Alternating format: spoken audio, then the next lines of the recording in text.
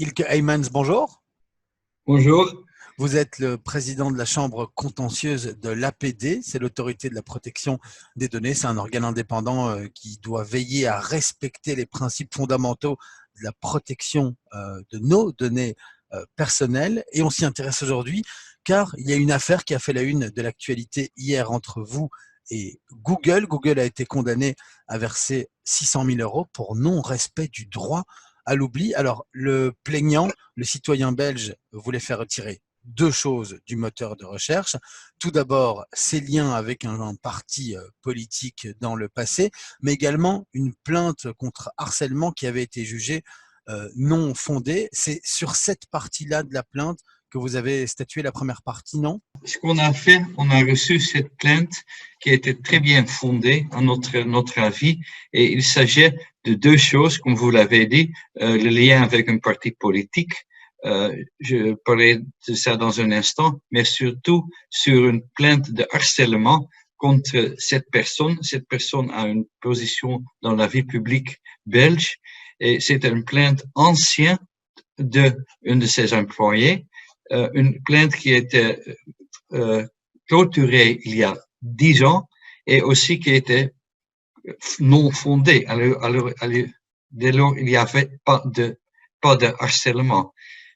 Cette femme a demandé à Google de déréférencer, de supprimer le lien à cette publication en ce qui concerne cet harcèlement, et elle l'a fait d'une manière, à notre avis, très claire, et elle a demandé à Google de supprimer ce lien. Donc, sur cette partie-là, vous avez jugé que Google devait laisser ce droit à l'oubli à ce citoyen belge. Par contre, sur l'aspect, sur cette personne qui est donc publique, hein, on n'a pas son identité, mais par rapport à ses liens et son étiquette, sa couleur politique dans le passé, là, vous n'avez pas jugé que Google devait déréférencer ces articles-là. C'est toujours pas évident quoi est-ce qu'on doit déréférencer, quoi non.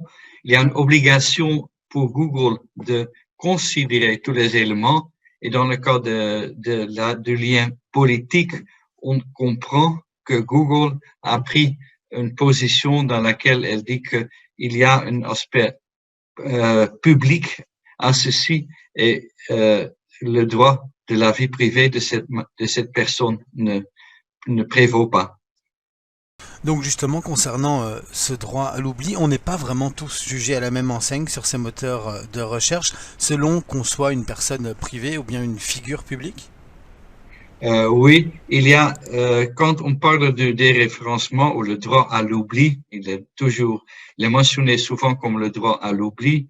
Le droit à l'oubli existe, mais il faut le balancer avec aussi le droit de du public de savoir. On ne peut pas, se basant sur le droit à l'oubli, changer l'histoire. Ou si on est une personne politique, ce qui n'est pas le cas ici, mais une personne avec une certaine exposure politique, il y a aussi l'élément que dans nos sociétés, il est important que on peut connaître quelques détails sur les personnes. Alors, c'est pas toujours évident, mais sur l'aspect de cet harcèlement, à notre avis, c'était vraiment évident qu'il n'y avait pas d'intérêt public, et c'était sur une plainte de harcèlement qui était vieux et qui était ancien et qui était inaccurate et était non fondé. Alors de son côté, Google se défend. Ils ont déclaré que déjà depuis 6 ans, ils travaillent afin d'implémenter ce droit à l'oubli en Europe et qu'ils essaient de trouver une forme d'équilibre. Est-ce que vous avez tout de même l'impression que Google essaye d'aller dans le bon sens ces dernières années, ou bien c'est juste de la communication? Je crois que Google fait vraiment des efforts, mais ceci veut pas dire, et ceci démontre notre décision, que ces efforts sont pas toujours assez et sont pas toujours dans tous les cas adéquats. Je veux pas entrer dans les détails. Si Google fait ses efforts, elle le fait, je le sais, mais ceci veut aussi dire que dans les cas individuels, il reste responsable. Et ça, c'est ce qu'on voudrait dire ici. Ils sont responsables, et certainement responsable vis-à-vis un citoyen. Justement, hein, pour conclure, en parlant de la loi et de l'Europe, c'est Google Belgium hein, qui doit s'acquitter de cette amende, mais Google Belgium s'était défendu en disant que c'était en fait la responsabilité de la société Google implantée aux États-Unis et non pas eux. Mais voilà, vous avez donc pris cette décision de rendre Google Belgium responsable. Est-ce que là également ça peut être un changement, le fait que les entreprises ne peuvent plus se cacher derrière des sociétés ou des maisons mères différentes?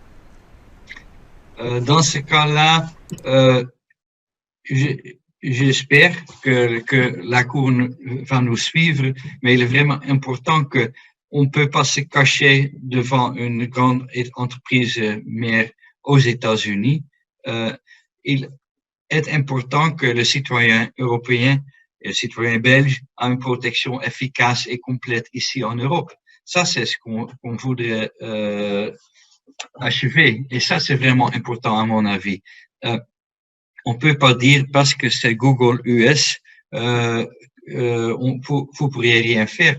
Et c'est aussi pas évident pour nous, comme autorité belge, d'imposer des sanctions ou ordonner des choses à une société qui est basée aux États-Unis. C'est possible, mais c'est pas très facile. Ilke Heymans, je rappelle que vous êtes le président de la chambre contentieuse de l'APD, c'est l'autorité de la protection des données. Merci beaucoup d'avoir répondu à nos questions. Avec plaisir.